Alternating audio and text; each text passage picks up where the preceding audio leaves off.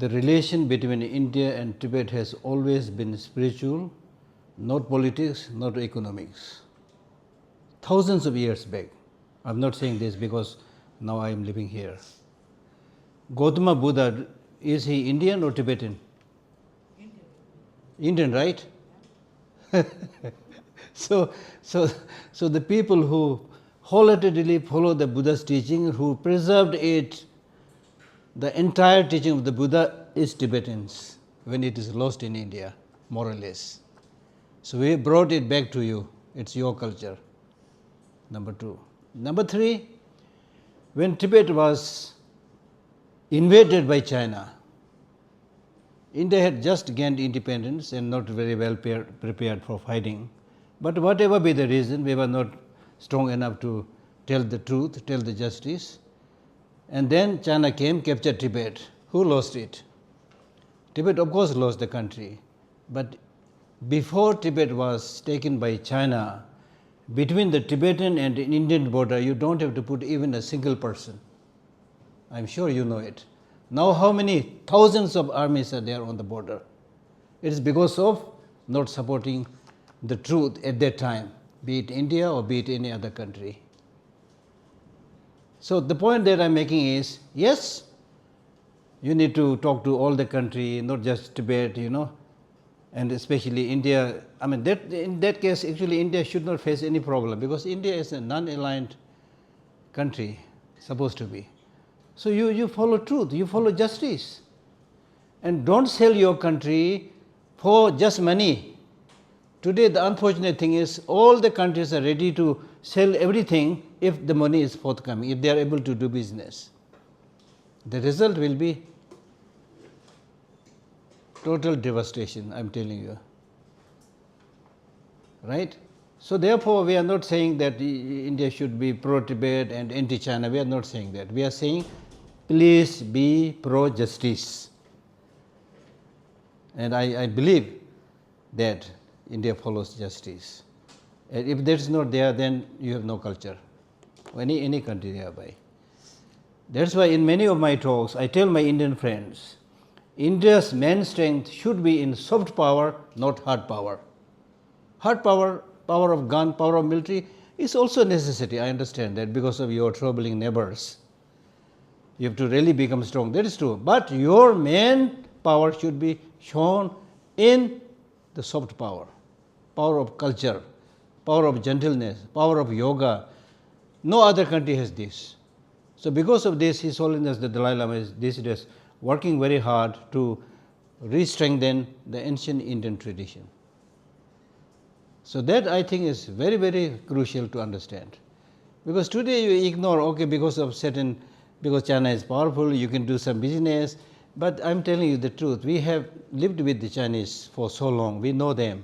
They are very, very cunning, manipulative and deceitful. Hindi Chini bye bye bol ke nahi aaya tha udhar se. You remember that, right? Right now, I'm telling you that the news happening right now, when Donald Trump put this 50-something tariff on China, China started talking to the Indian president, then to the Indian government. Why this sudden love for India? Why this sudden love for Dalai Lama's reincarnation? It's all deception, nothing else. So all I expect is, please be vigilant. They are very, very good in fooling you. Be vigilant and be strong. Because if you remain strong for the justice, they will give you space. If you give them more space, they'll come more.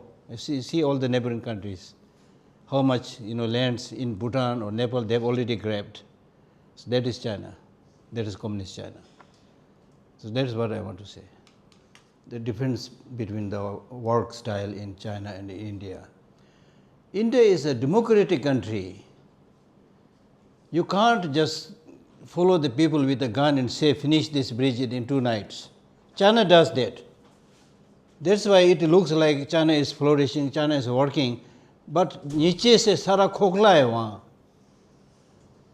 Because you are following democratic system, it may be slow but sure, steady.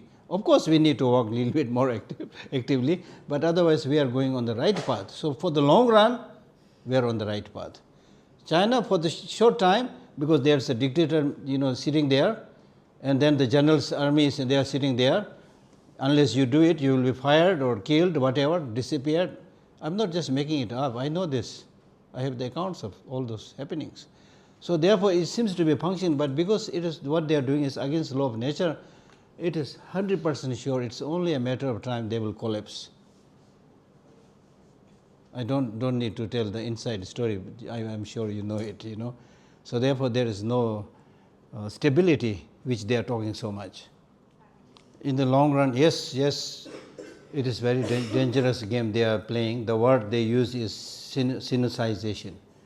Sinicization of Tibetan language, Sinicization of Buddhism, Sinicization of Tibetan culture, which basically means that you should toe the line of the central government and follow its rules and regulations, nothing else. That is all what they are saying, which is of course very dangerous, because if you do not let young people access to Buddhist education say for 10-20 years, or Tibetan language for 10-20 years, it will be gone. It is very dangerous. So therefore, those of us in exile, we have over the years produced thousands of Buddhist scholars. After 20-30 years of intensive Buddhist study day and night.